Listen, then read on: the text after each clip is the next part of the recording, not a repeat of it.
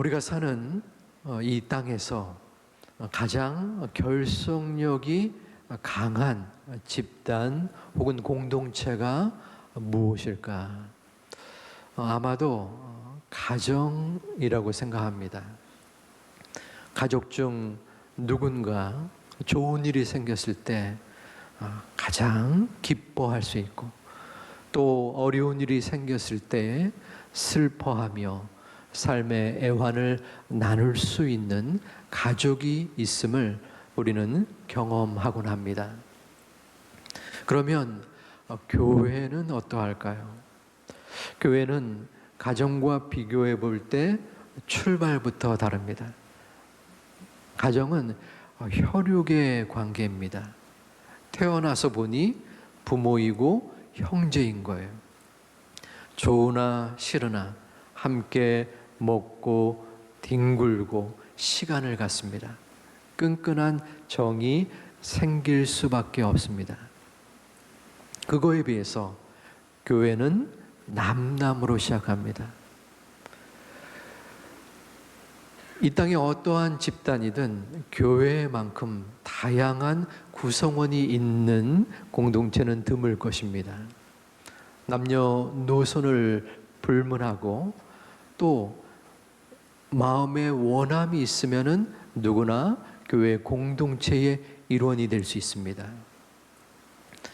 다양한 사람이 함께 있으며 또한 누구나 쉽게 구성원이 될 수 있기 때문에 교회는 가정이나 혹은 직장이나 학교보다도 그 결속력이 약하게 되는 거죠. 이러한 다양성과 더불어서 하지만 교회가 해야 될 일이 있는데 결속력을 어떻게 유지할 수 있을까? 힘들지 않을까? 이러한 생각을 할 수 있으나 그렇지는 않습니다. 미국을 예로 들어보겠습니다. 미국 사회는 다양한 인종이 모인 용광로다라고 일컫는 국가입니다. 여기 그림에 보시면은 여러 사람들이 이 용광로에 들어가게 됩니다. 고문당하는 것은 아닙니다. 흑인이든 백인이든 황인종이든 모든 인종들이 이 용광로에 합쳐져서 국가라는 그 틀에서 함께 생활하고 국가를 영위해 나간다는 것입니다. 그렇기 때문에 다양한 인종 속에서 그 다양성을 이해하며 또 존중하며 국가가 이루듯이 교회 또한 그 다양성을 잘 발휘한다면은 그 교회가 지닌 하나됨을, 다양성을 받아들이며 이 땅에서 선한 영향력을 끼칠 수 있다는 것입니다. 오늘 사도 바울은 교회의 다양성에 대하여 증거하고 있습니다. 그런데 먼저 다양성 이전에 교회의 하나됨을 고린도전서 12장 13절에서 말합니다. 우리가 유대인이나 헬라인이나 종이나 자유인이나 다 한 성령으로 세례를 받아 한 몸이 되었고 또 다 한 성령을 마시게 하셨느니라. 한 성령으로 세례를 받아 한 성령을 마시게 되었으니 하나가 되었다는 것입니다. 또한 바울은 에베소서 4장 15절에서 교회의 하나됨을 증거합니다. 우리 함께 봉독하겠습니다. 오직 사랑 안에서 참된 것을 하여 범사에 그에게까지 자랄지라. 그는 머리니 곧 그리스도라. 그에게서 온 몸이 각 마디를 통하여 도움을 받음으로 연결되고 결합되어 각 지체의 분량대로 역사하여 그 몸을 자라게 하며 사랑 안에서 스스로 세우느니라. 아멘. 사도 바울은 이렇게 하나가 됨을 강조한 후에 다양성을 고린도전서 12장 12절에서 말하고 있습니다. 우리 하나님 앞에 온전한 그 모습을 하는데 몸의 비유를 통해서 증거합니다. 몸은 하나인데 많은 지체가 있고 몸에 지체가 많으나 한 몸임과 같이 그리스도도 그러하니라. 몸은 하나입니다. 우리의 몸은 하나죠. 예수 그리스도의 몸도 하나입니다. 그 몸된 그리스도가 바로 교회라는 것입니다. 그런데 그 교회에 지체가 있습니다. 그 지체가 모여서 또한 교회가 되는 것입니다. 인간의 몸은 신경과 혈관으로 연결이 되어 있습니다. 그래서 작은 손가락 하나가 다칠지라도 온몸에 영향이 주어지며 또 고통을 받을 수도 있습니다. 교회도 마찬가지입니다. 교회 안에 한 지체가 있습니다. 한 지체는 연약하지만 그 지체가 모여서 큰 무리를 이루고 한 교회의 형성의 구조가 된다는 것입니다. 우리 본문 26절에서 이 다양성에 대하여 증거하고 있습니다. 우리 본문 26절 중요한 구절인데 같이 함께 봉독하겠습니다.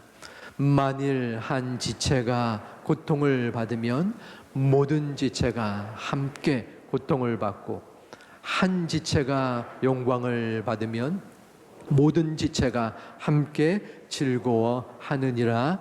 아멘.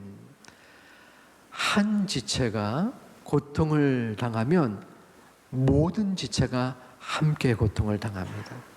그리고 한 지체가 영광을 받으면 모든 지체가 기뻐하는 것입니다.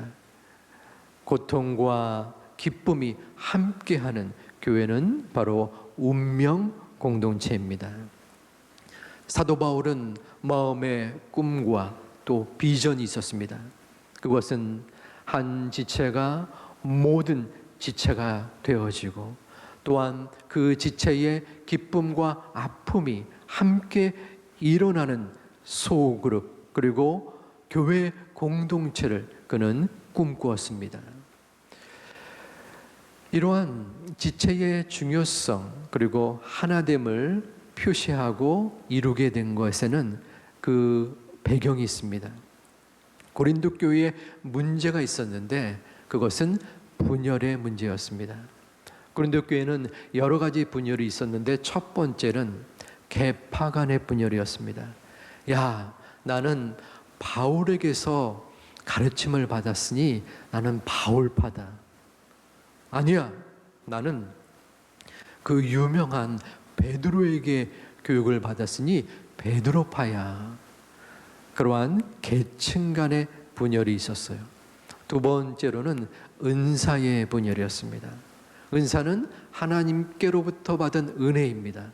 그런데 그 은사를 사람이 자신의 원하는 대로 구했었습니다. 그렇기 때문에 어떤 은사는 우월감을 표시하기도 하고 어떤 은사는 무시하기도 했습니다.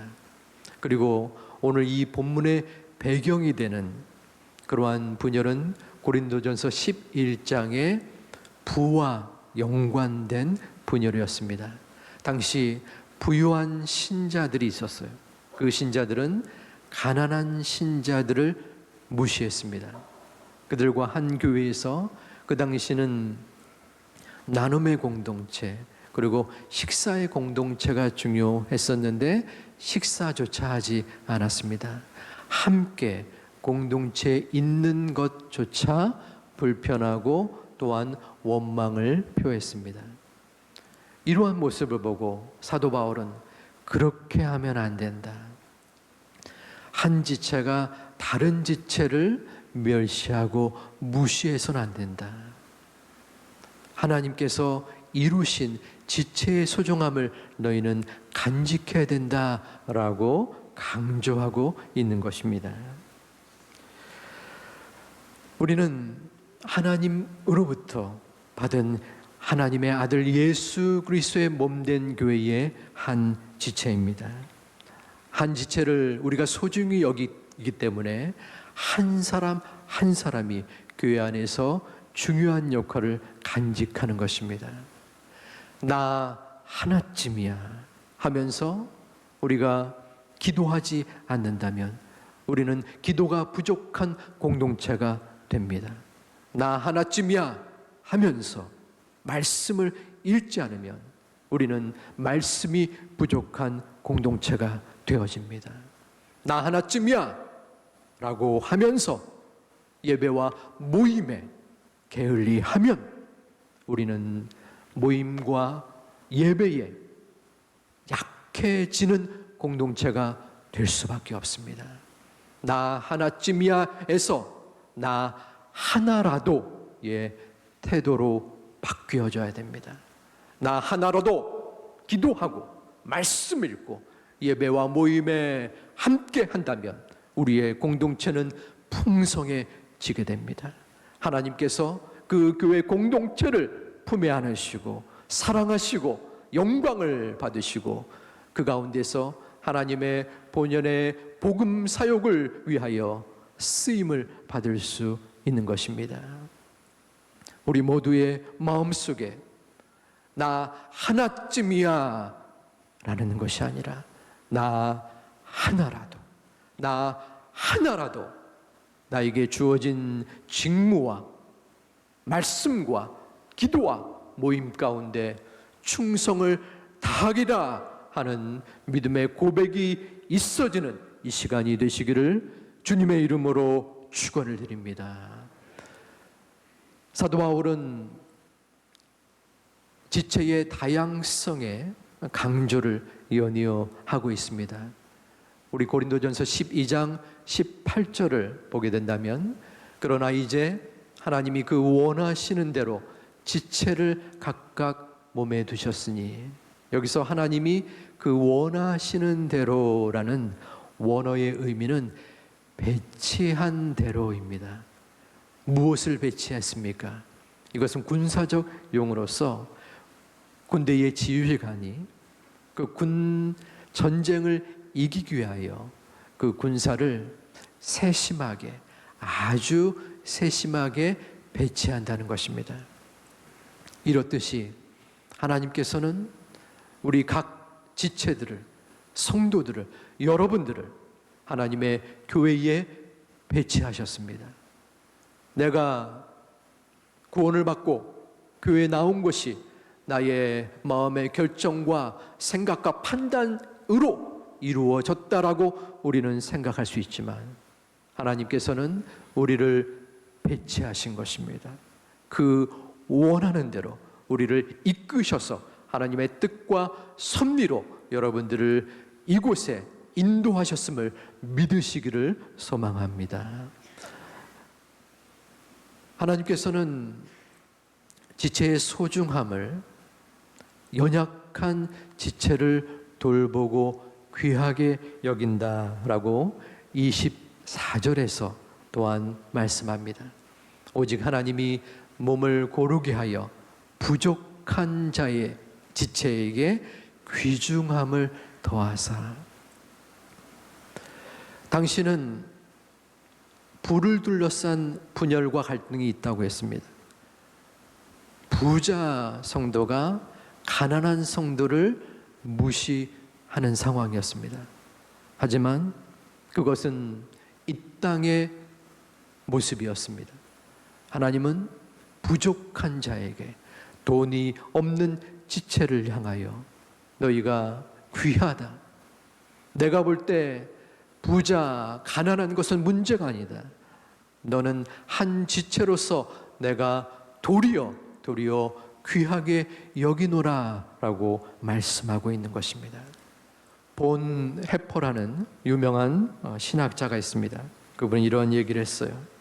우리가 이 죄악 많은 세상을 살아야 할 이유가 무엇입니까? 그 이유는 우리 주 예수 그리스도께서 이 세상을 사셨기 때문입니다.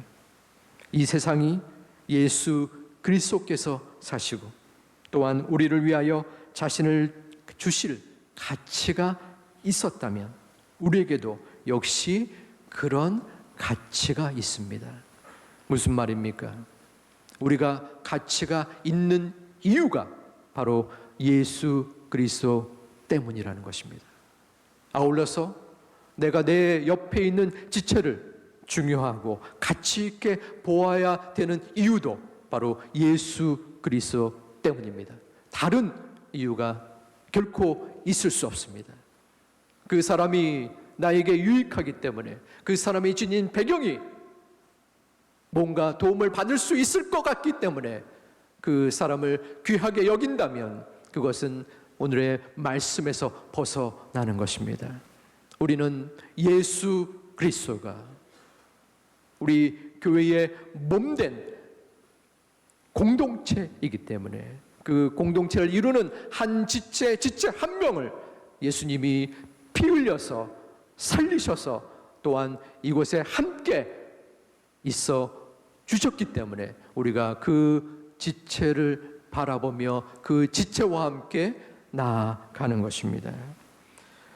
우리의 마음속에 오직 예수 그리스도 때문에 다른 세상의 환경과 상황이 아니라 오직 예수님 때문에 지체를 바라보고 인정하고 사랑할 수 있는 주의 권속들 지체들이 되시기를 주님의 이름으로 축원을 드립니다. 그리스도의 지체된 우리는 부족합니다. 연약합니다. 어떻게 우리가 이 지체를 아끼고 또한 사랑하여 그리스도의 몸된 교회의 연합을 이룰까? 이러한 걱정도 들기도 합니다. 그러나 우리는 상호 의존성이 있습니다. 하나님은 우리에게 그러기에 우리의 공동체를 허락하신 것입니다. 우리 본문 26절 아까 보았지만 중요한 본문입니다.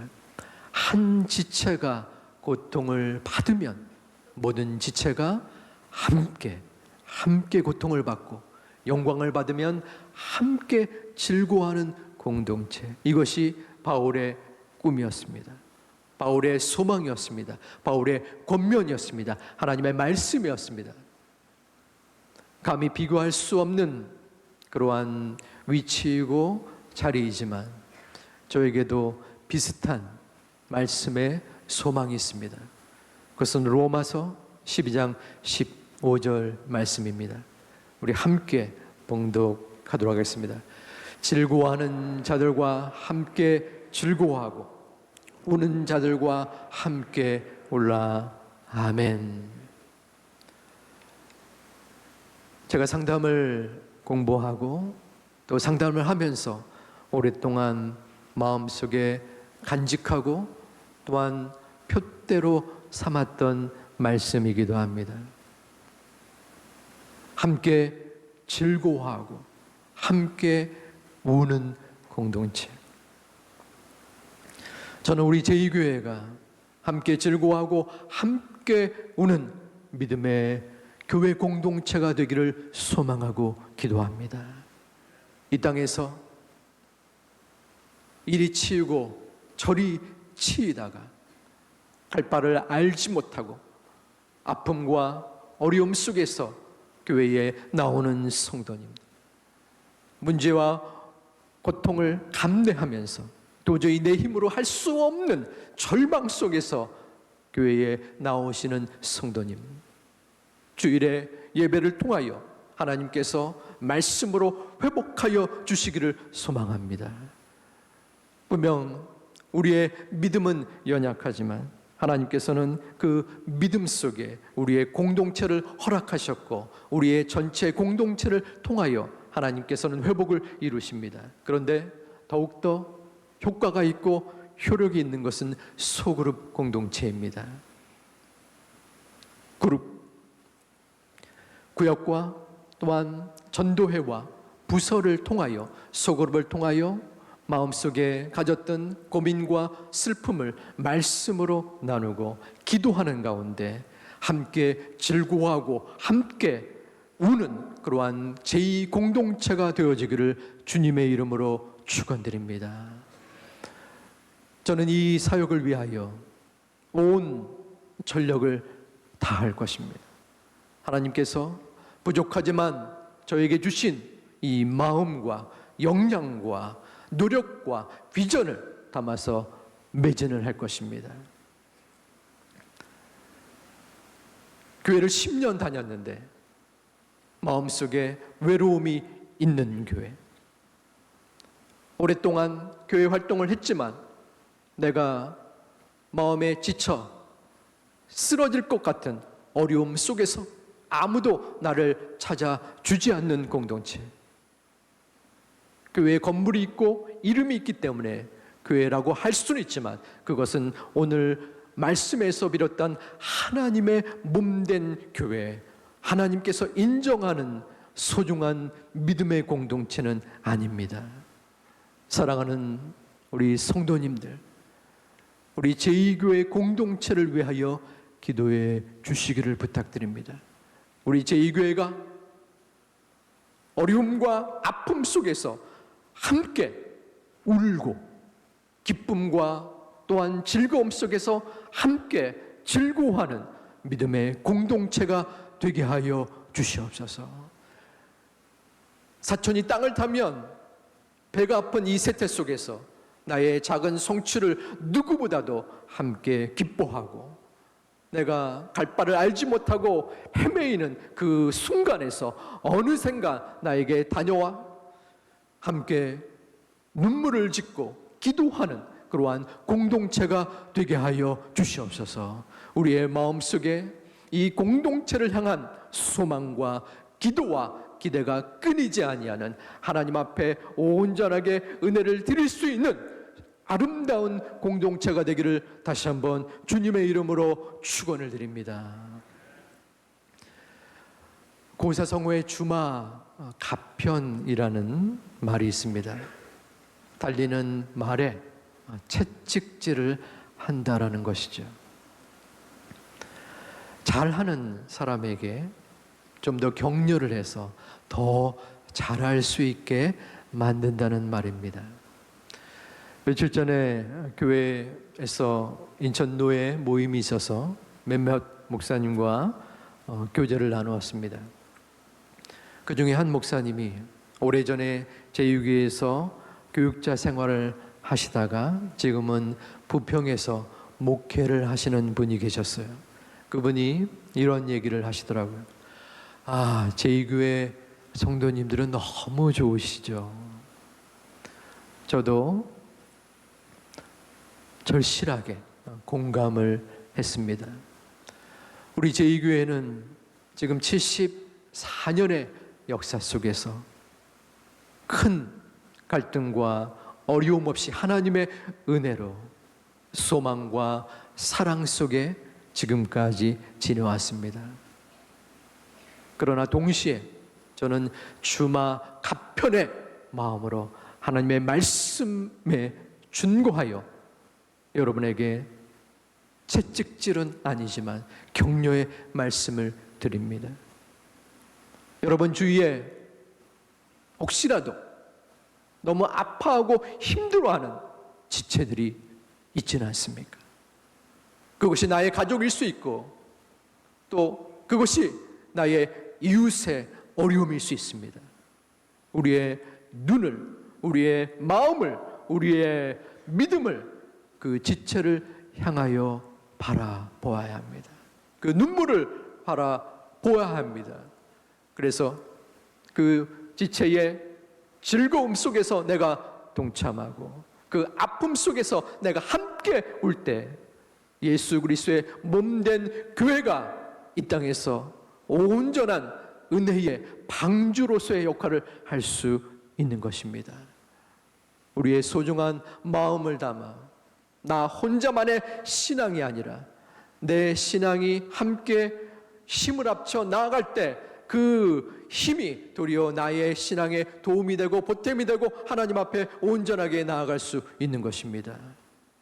함께 즐거워하고 함께 우는 하나님이 기뻐하시는 믿음의 공동체가 우리 제2교회 공동체가 더욱더 풍성하여지기를 이 말씀을 준비하시고 선포케 하시는 예수님의 이름으로 축원을 드립니다.